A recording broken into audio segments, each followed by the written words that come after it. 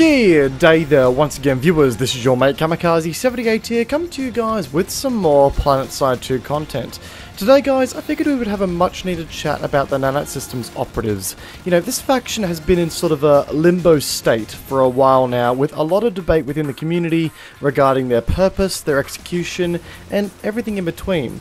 And there hasn't really been a lot of discussion surrounding them as of late, with, you know, focus being on a certain update, a certain, small update that's coming to the game shortly.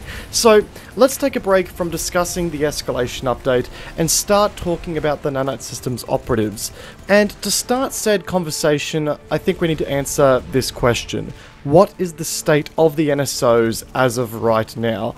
And I think we have to go back to the start, and when they were implemented. I think they were really intended to satisfy two, maybe three primary functions. The clearest intention they had was to balance out player population levels across the three factions by placing NSOs on the faction with the lowest population at the time, and this would improve the balance of general fighting due to better population balances, as well as improve the queue times during peak times on a server. But in addition to that, they were very much designed to give veteran players who are still playing the game and have been playing for a very long time a new project to work on, if you will, a new character to grind out directives and just have some more progression to finally work on.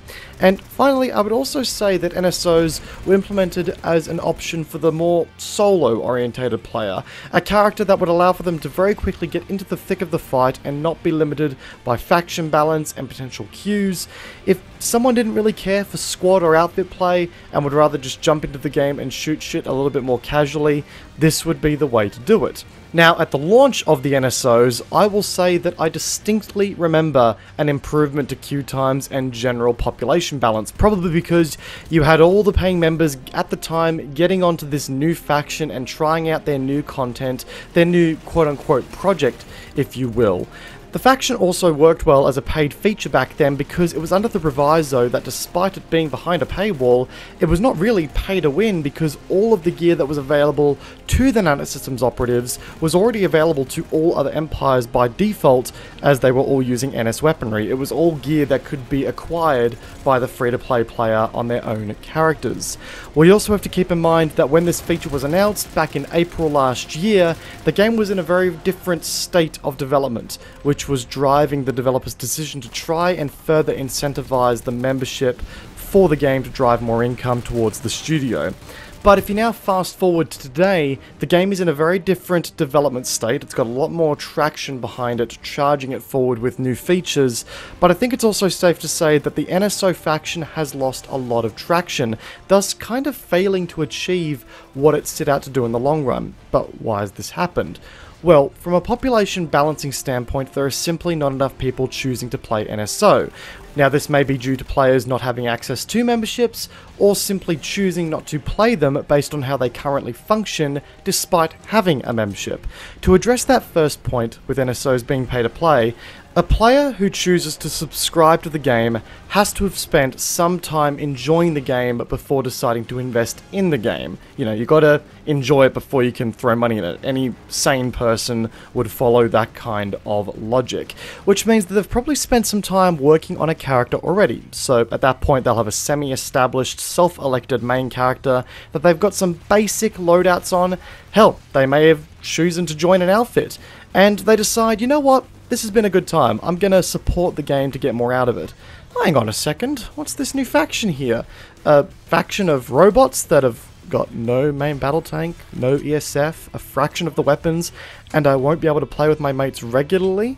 Why on earth would I play these guys? And that right there is an issue that is at the very core of the NSO system right now. The fact that the ooh shiny period has disappeared from them, and both long-term players and new players aren't going to really see a whole lot of value in playing them. And that right there dials in on the next issue that currently exists with the NSOs.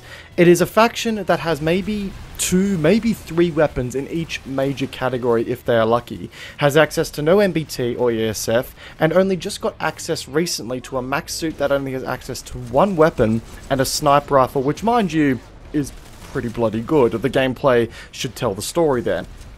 But anyway, I digress. The faction is essentially a stripped back version of what the other factions are, and with that, you are paying in this case to challenge yourself. You pay to play at a small disadvantage when it comes to combat flexibility with the NSOs, and in turn, the experience provided by them feels not complete in the grand scheme of things, and you're paying for this experience, mind you. So, when you take these two factors into play, the faction just doesn't have much going for it. So, what's the fix? Obviously, one of the key steps is adding more stuff to it, new tanks, new ESFs, new weapons, yada yada yada. But that, in its current form, produces a few problems. For one, it will not see enough traction on a regular basis to make a massive impact on the population balance of the game, because you will still have the issue of most players in the game already having established a main faction that they enjoy prior to even unlocking the ability to create an NSO character. Now, while the presence of more items will further incentivize players to try and play NSO more frequently as a new gameplay experience, I think a big issue that will start to arise is the mentality of the faction being viewed as a pay-to-win faction by new community members who don't quite understand the workings of a faction and the weapons that they have. Right now, they have a very limited amount of items exclusively available to them, but as the devs continue to implement new items to fix the issue of the faction feeling stripped back, no matter how conservatively you try to balance new items that you add to this faction, there will always be a stigma that the faction that is locked behind a paywall that has access to unique gear is pay to win, which in itself is not great. I can make hundreds of videos talking about how brilliantly balanced everything is, and how it really isn't a big deal. But it is hard to break a stigma like that, even when just one item in that premium faction is known to be a good performer. So where do we go from here? A lot of players in my Twitch chat have been saying that the faction should become free to play, and that is coming from both non-NSO players and full-blown NSO mains, which I would agree with on the notion that the faction receives some love first. The last thing I want to see is new players coming to the game, seeing the cool-looking robot faction go, oh cool, I want to be a robot, and then joining a faction that isn't complete right now. It will do nothing but further confuse new players and sort of see them wonder, that's it? Where the hell is everything? Where's my fighter? Where's my tank? Not what we want right off the back of what could be a really big new player resurgence with the upcoming escalation update. We do not want new players getting themselves into the game on a faction that doesn't have the basic building blocks of what makes up an actual faction in this game.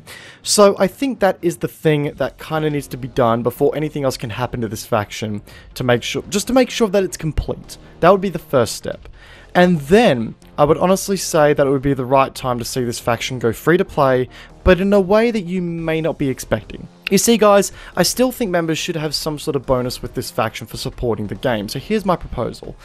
The faction ends up being a free-to-play element of the game in the form that it currently exists in.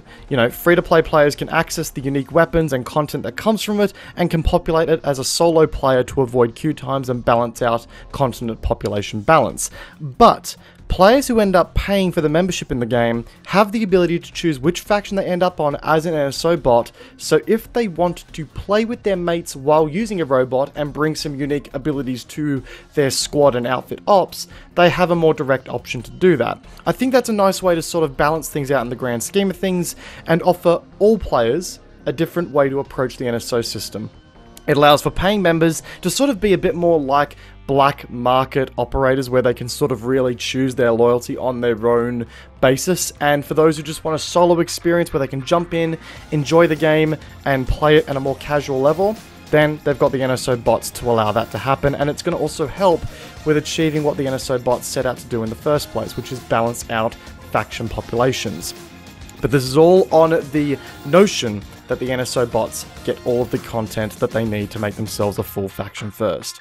Guys, that concludes today's video discussing the NSO bots, and this is by no way, shape or form me coming at this from an authoritative perspective. This is just my opinion on what needs to be done to NSOs to further bring them into the realm of a complete experience in Planetside 2. I'd love to hear what you guys have to say in the comment section down below. If you enjoyed today's video, be sure to backhand the like button and the subscribe button if you're new to the channel. And if you guys also have been around with the channel for a while and you want to support it further, be sure to hit the join button down below and consider becoming a member of the channel as well. Once again guys, hope you enjoyed today's video. Peace out, and I'll see you guys all in the next one. Take care guys, have a good one.